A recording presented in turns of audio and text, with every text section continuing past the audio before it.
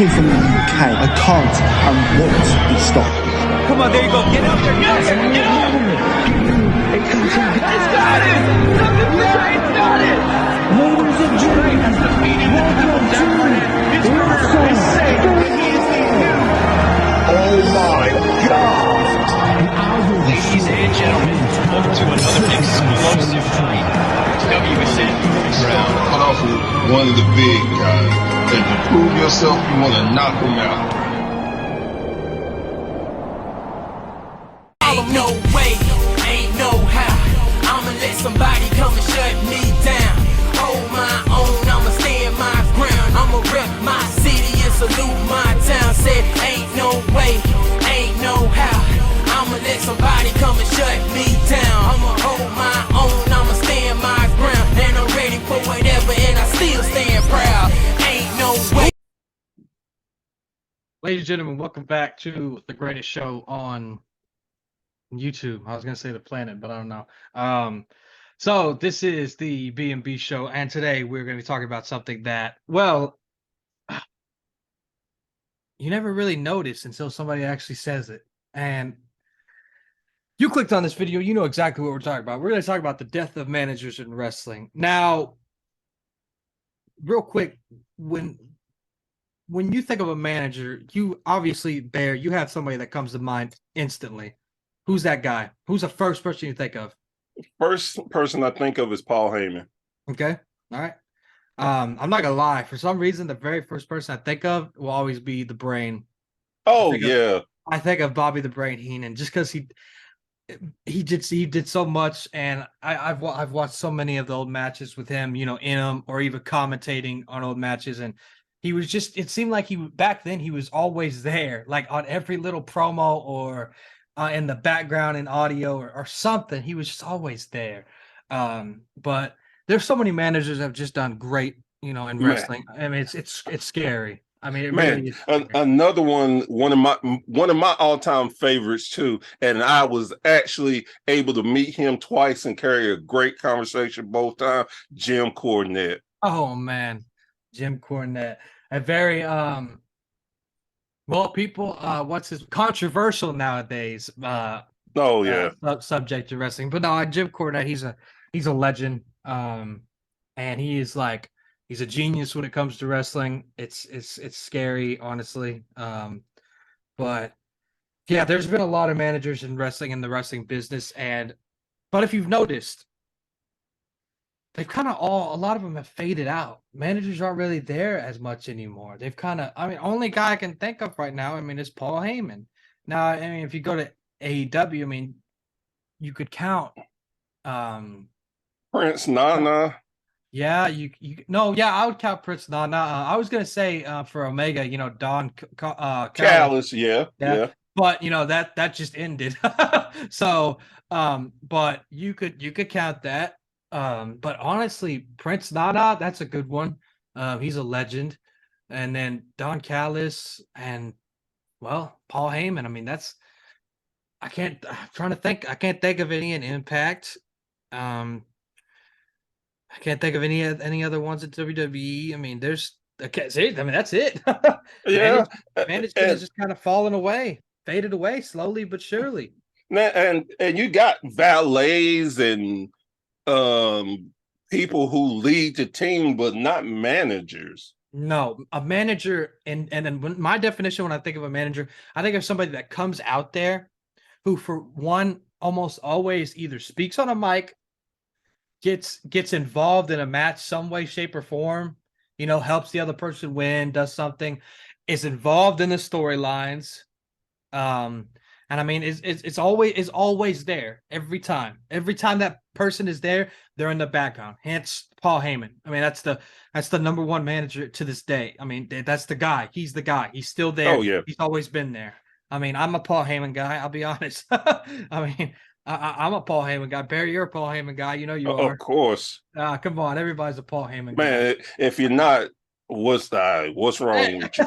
Exactly. Now, what we're gonna do for this, I'm gonna go by memory here. Okay, my memory's not great. Everybody who's watched us, they know my memory's not the best. So we're gonna go by memory here. we're gonna go backwards in time and think of, okay, there. I remember this guy had a manager. He's gone. This, you know what I'm saying? I want Right. to see. I want to see how much it declined over the years. So the past couple of years has kind of been the same that we've had now. Paul Heyman, Prince Nana, Don Cal. I mean, that's it. It's been like that for a while.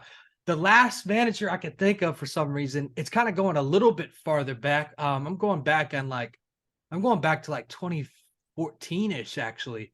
Oh, why did I just forget his name? Jack Swagger and his manager when he was Colton. Colton with the mustache. I don't know why I just Yeah, forgot his wrestling. I hate it when they changed his name when he went to WWE. But that's that's why I can't Dutch, think of it. Dirty Dutch Mantel.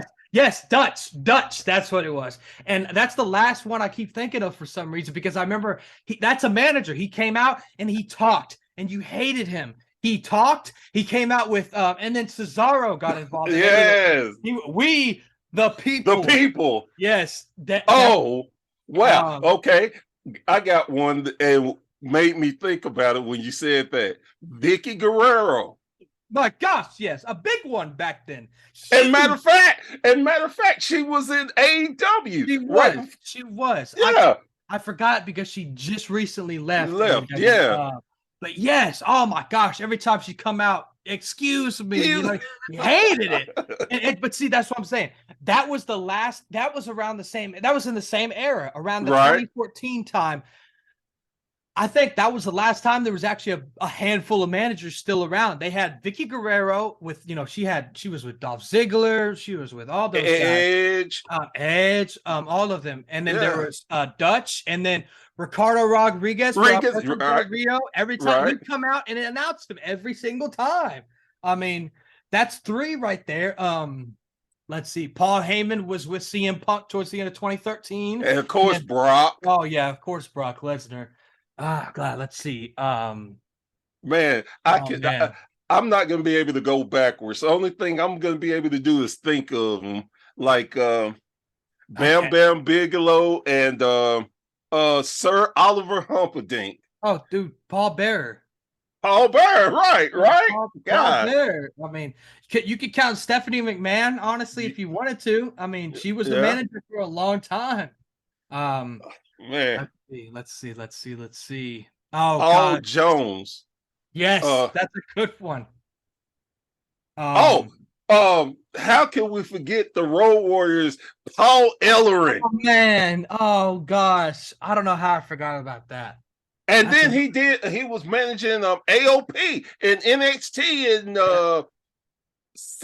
16 or 17. Yeah. Man, I'm trying to think. I can't. Let's see. Paul Bearer was a big one though for me when I was growing up. I thought that guy, because he came out with the urn all the time.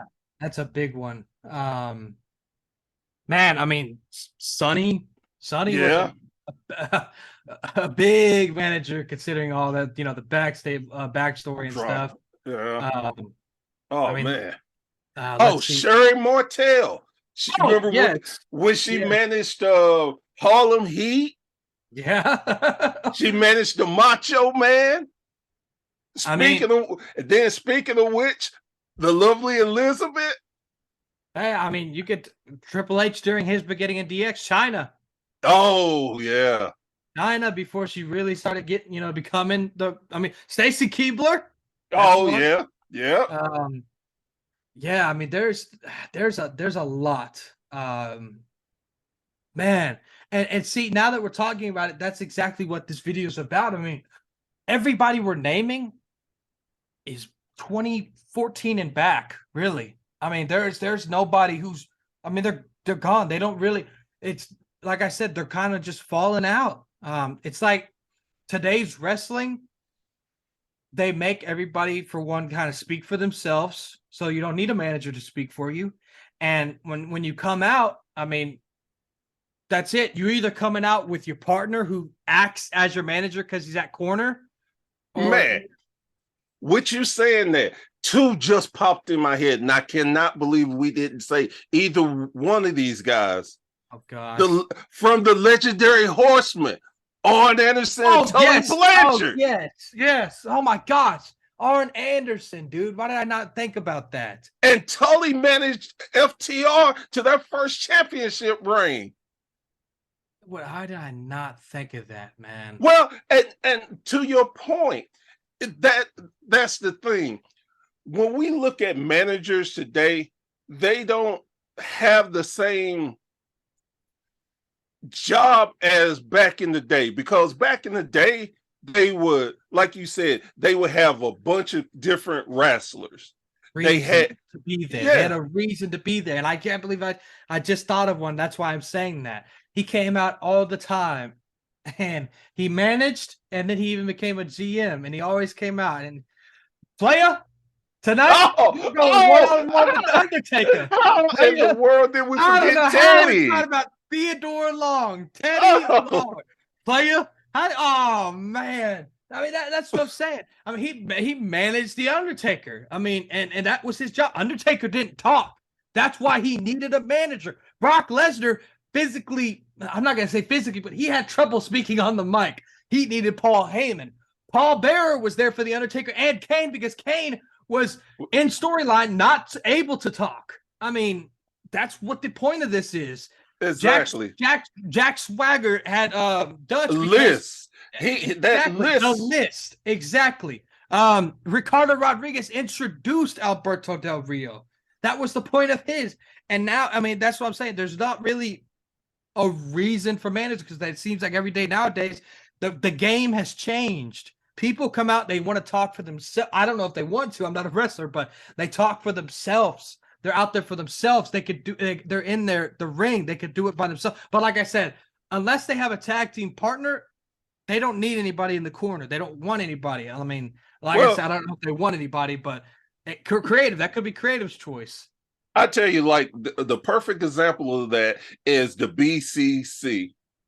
Oh yeah, Blackpool. They don't need a mouthpiece. Any one of the four can carry it, but it seems lately that Daniel Bryan has been their mouthpiece. Yeah. But he easily John Moxley could do it. Easily Claudio could do it. Even Wheeler has gotten to the point that he could do it. And I think that the new, like you said, with wrestling the way it is now, with guys who don't have the necessary ability or not comfortable talking, they get so much practice elsewhere that they're getting to the point of realizing, I have to learn how to do this. This is part of the business. The only closest thing right now to me would be Christian doing it for Luchasaurus. Yeah. That's what I'm saying. That's the closest thing. I mean, and it's like you said, I feel like in developmental, it's almost like it's required, like they teach you how to do this stuff. You learn it. And that we're sitting here, and I keep thinking of more. I mean, Lita, that's another one. Oh gosh, I just forgot his name. The Wild Samoans manager. They had so many. Lou Albano, Captain Lou Albano. Yes, what a legend. One of the greatest managers of the 60s, 70s, and 80s as Jimmy far as Hart. tag team. Oh man. I mean, exactly. I mean, there's a lot, and that was the point of Jimmy Hart. He came out with the megaphone to talk. I mean, that was the point. And see, it's just nowadays, it's just not. I don't want to say it's not needed, but I mean, it's just that wrestlers have almost proven that it's like, all right, I'm gonna do this by myself. I've learned this in development, so I might as well put it to the test, unless it's part of my storyline. Hence, Luchasaurus, with his mask and all that. So. Yeah, I mean, managers have just kind of faded out. I mean, it's just, and it's crazy to think of when somebody actually says it out loud, because you don't think about it. You don't really realize it. And it's just, when somebody says it out loud, you're like, oh man, that's crazy. Actually, now I think about it, yeah, there's not really managers. I mean, think about this. If it wasn't for Bobby Heenan, for the Jimmy Harts, for I can't think. Like I said, we try and go off of memory. Think about if they wasn't there, how some of these guys would not have gotten over. Oh yeah. because they couldn't talk. Oh, like a perfect example, Haku. Oh Man, man, yeah. he can eloquent. He can actually talk, but his character, you didn't want him to talk. You Yeah. wanted him to play the savage.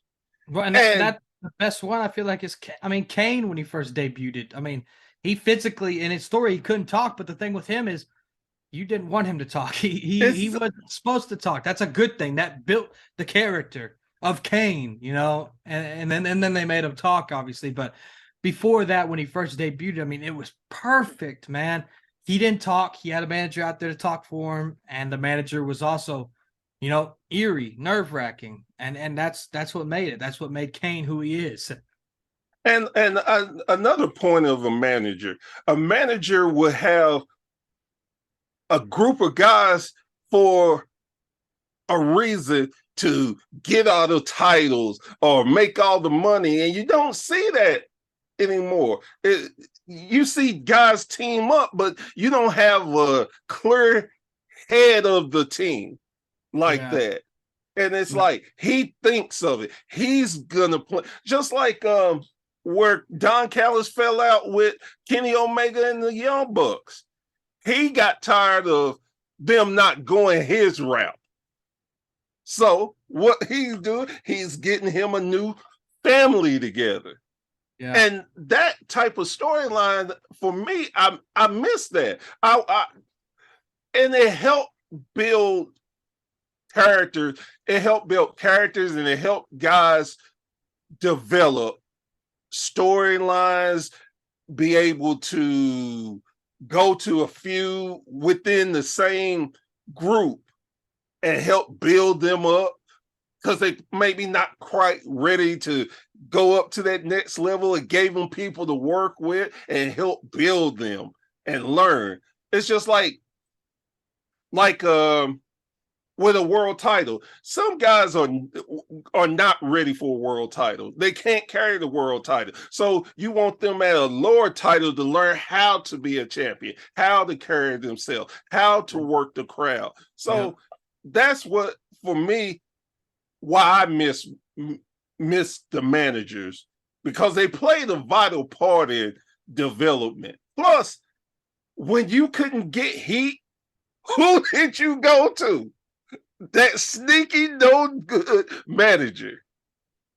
And see, then everything you just said, it's proven today by Paul Heyman. I mean, Paul Heyman, when you said, you know, if you needed a title change or a title shot or something change, you always see him on TV. There is no Roman Reigns even in the picture. It's only Paul Heyman. He's on the phone. He's like, sweet, you know, he'll be here. Okay, sweet, we're gonna have this match. Or he comes out by himself on a Monday night or a Friday night and says, oh, you know, he's not, tribal chief isn't here, you know, he doesn't want to be here, you know, blah blah blah, and or he's not defending it this Saturday, or he is defending it this Saturday, or the Usos are defending it. I mean, he does all that. The point of a manager, that's what a manager's supposed to do.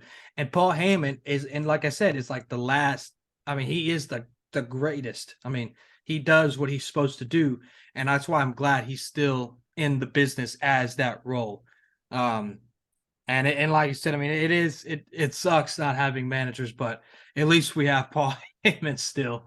And I think that the art is still there. I think it's just not on the big levels. I know both of us, we love independent wrestling. And I've seen, being out and checking out different independents, I've seen the manager. It's not totally dead. They're just on life support. And I think they need to start giving them their due and help building it, because again, it is a great part of wrestling that really, if they keep going the way going, it's going to be a dead art for them. And I hate to lose that. I agree. Well, yeah, I mean, there you have it. I mean, like I said, this is I didn't really think much of this question until it was asked, and it's like, wow, that is actually a good question. I mean, or a good, you know, statement.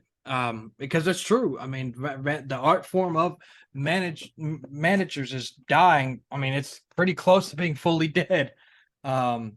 And that's just the way it is because of how the game has changed and everything that they're making the superstars learn in developmental or in independent wrestling. And that's just the way it is. But we appreciate everybody watching this video. Who's your favorite manager? Go ahead and put it in the comments. Tell us what else you'd like us to talk about. We'll talk about anything and everything. Go watch our other stuff on the YouTube channel. Make sure you like and subscribe as well. Our podcast is every Sunday, and we got other episodes of the B&B Show coming out. So make sure you go ahead and stay tuned. Share this with everybody, and we'll see you next time. I came from the UK. I can't and won't be stopped. Come on, there you go. Get out there. Get out there. Get out! And I will never give you a contract. I tell you what, if you're gonna start off, you want to start off with one of the big guys. And to prove yourself, you want to knock them out. This is the Wrestling Society Network.